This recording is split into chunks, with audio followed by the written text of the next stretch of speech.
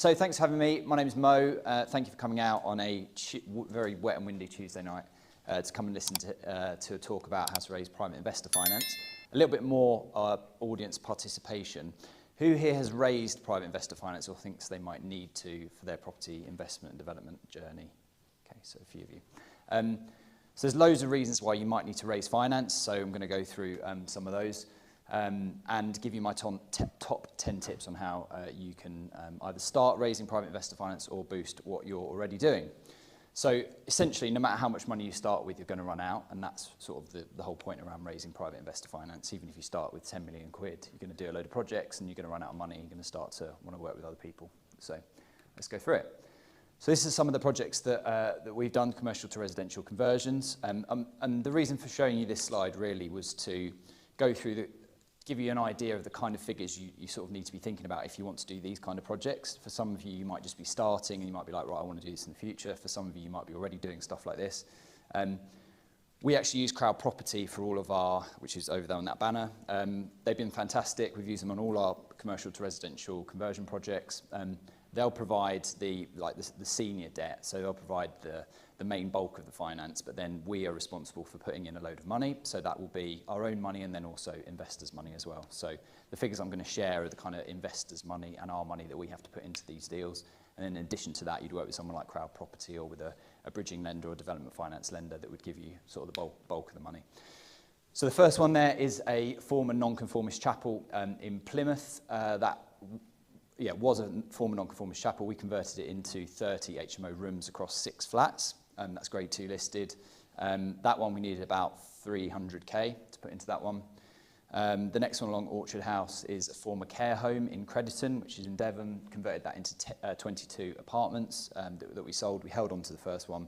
The next one we sold, we needed about 350k to put into that project. The third one was a care home. Well, it was houses originally. Then it was a care home knocked through into one. Then it was like a really big student house. And then we've converted it back into 4 HMOs. And that one was about 300k as well. And we've held on to that one because it's in Plymouth, where we have all of our stuff. The next one along is a hotel, former hotel in Torquay that we converted into 10 flats that we then sold. That was about 450k. We had to put into that one. The next one is a mile down the road. That was 8 flats and 4 houses. And then we also got a parcel of land with that we got planning on for 9 houses that we're selling with the planning in place. And that one was about 850k that we needed to put into that one. And then the third one, which I need to change for a real picture now because it's built, is a former private school in Exeter in Devon that we converted into 23 flats and 2 houses that we're selling at the moment. And that was the biggest requirement that we've needed, which was 1.4 million. So as you can see, no matter how much money you start with, you do need money to put into these, and whether that's your own money or investors' money or a split, you're going to need to put some money into to do projects like this. And again, whether you're holding on to the units like we are with the chapel and the 4 houses, or whether you're selling them like the others, they're the sort of things you need to be thinking of. So you might want to do commercial to residential conversions, or you might want to build a portfolio. So this is some of our HMOs.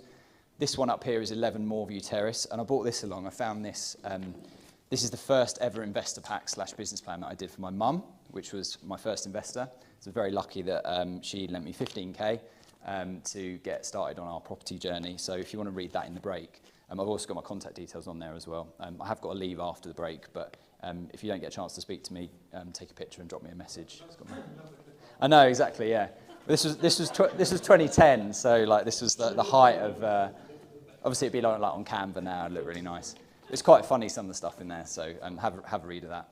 And unfortunately, and again, back to the point around being in this community and training and stuff like that, we didn't know that you could refinance properties, so we thought you had to sell a property to buy another one. So we sold that one to buy the next one, because it was a 4-bed and we wanted a 5-bed, so we sold it and bought the 5-bed. But actually, we could have just refinanced and done that. So you don't know what you don't know. That's why it's good to get in the room, invest in your training. So we sold that one, bought the next one. So you might want to build HMOs. So all of these we built basically buying, refurbing, refinancing, recycling investors' cash out, paying them back, reborrowing, etc. Working with investors on a fixed rate, generally 8-10%, that kind of stuff.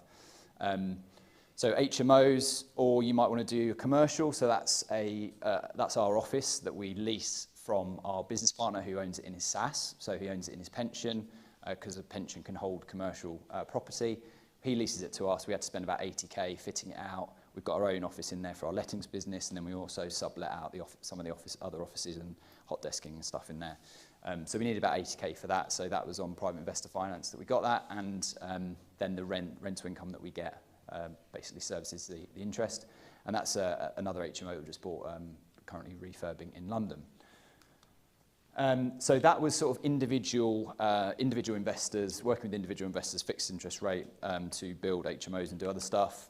Or you might want to just work with one investor. They might want to put the money into a company, and then you buy a load of property in that company and build a portfolio. So this is one of our investors that we built a portfolio of 10 HMOs just with one investor.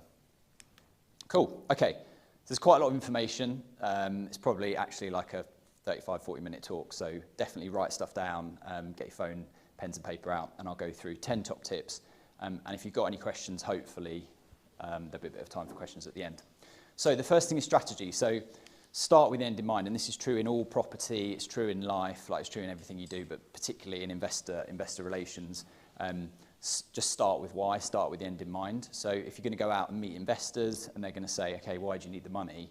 It's no good just saying, oh, I went to see Mo speak and he said you need to go and raise private investor finance. Like, they want to know exactly why you need the money. You need to know why, because you need to know how much interest you can pay, or if it's a joint venture, like how the profit share is going to work, and like frequency of interest, what security you can offer. You've got to start with the end in mind to know how you're going to structure the deal. And we'll talk later about what the investor wants out of it and how you bring those things together. But so start with the end in mind. Think about what is your strategy. If you go and speak to an investor and you say, right, this is my strategy and this is what I'm doing, you sound a lot more credible than if you're like, well, I'm doing service accommodation and I'm doing development and I've got a lettings business and I'm doing X, Y, Z, because it just doesn't really sound like you actually know what you're going to be focused on.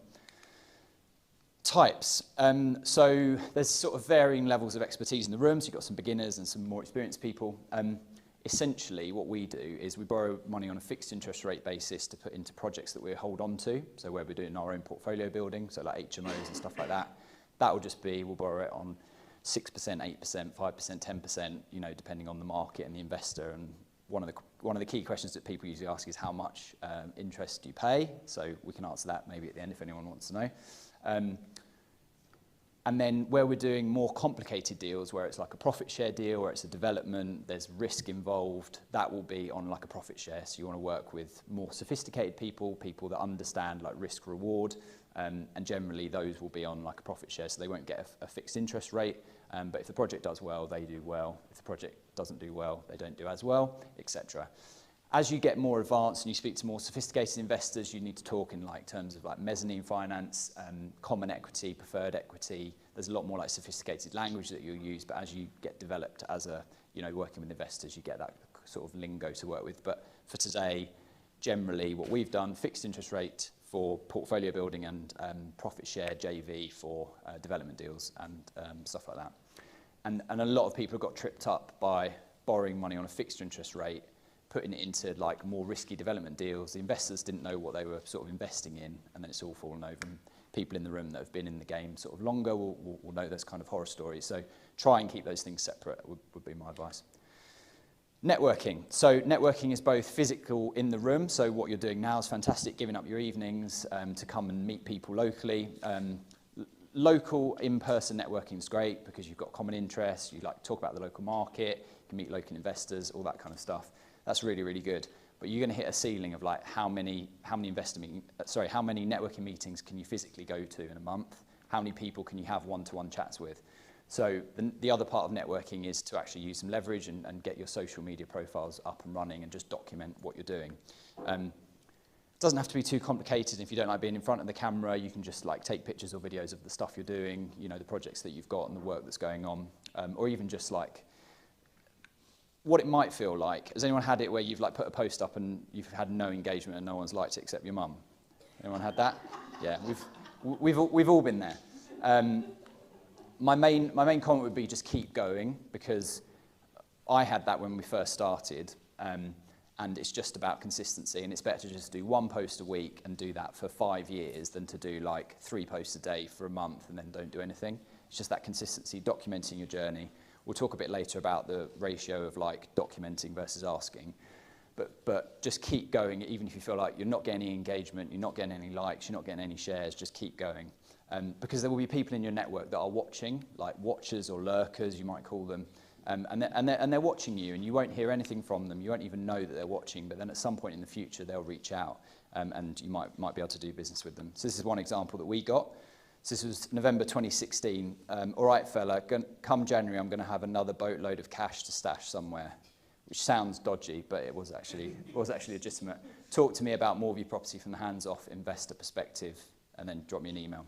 So this is a guy I went to school with, pretty good friends at school, but then after we went separate ways after school and didn't see him for about 10 years. I probably started, well, we started in property 2010, so probably 2010, 2011 started documenting what I was doing. Not like sexy, exciting stuff, just literally like I'm going to see the estate agent, I'm driving to Plymouth, I'm like on a train, I'm like going to look around a smelly house with swirly carpets, like not like sexy stuff. But I was just doing it consistently and just posting, and even though no one except my mum was liking and commenting, I just kept going. And then whatever, 4, 5, 6 years later, he drops me that message, and he's just been watching that whole time. In that time, while I'd been sort of going around properties with smelly carpets, he'd started a business and exited it and like made loads of money. So maybe I should have just hung around with him a bit more at school. But then he had all this money and was like, right, I need to do something with it. I want to have some, he lives in America, he wants to have some exposure to like UK property market, etc. Saw what we were doing, liked it. And that ended up, so that was November 2016. By 2019, we started a JV, and he put £2.5 million into the JV. And that was the 10 HMOs that you've got there, and he also invested in a load of our development deals as well.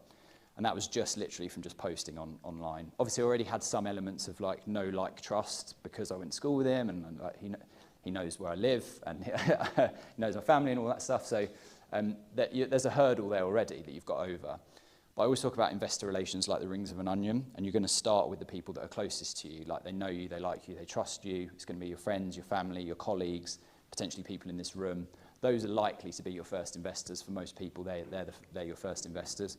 And then as you get more experienced, you start to go further out on the rings of an onion. So yeah, that was the main summary. Is just keep posting, keep the consistency up when you start. Has anyone read or listened to that book, Millionaire Next Door? Loads of good stuff in there. One of the main points is just don't prejudge people. Like wealthy people look like me and you. Like they look like, they just look like normal people. They don't necessarily drive fancy cars. They don't have flashy watches. They don't have massive houses. Sometimes they do. Like if you're speaking to billionaires and people like that, maybe they do. But the kind of people that are going to be your investors, and I always say the money for your next 5 deals is already in your network. You just don't know specifically who it is and where it is. They're people that have had an inheritance, they've sold a business, they've got a high-paying job, they've just been really good at saving. Maybe they haven't had a high-paying job, but they've just been really good at saving for years. They're just normal people. So when you're going to have your investor meetings, you're reaching out to people, you're thinking, who in my network might have money? Just don't prejudge them before you go in and have the meetings.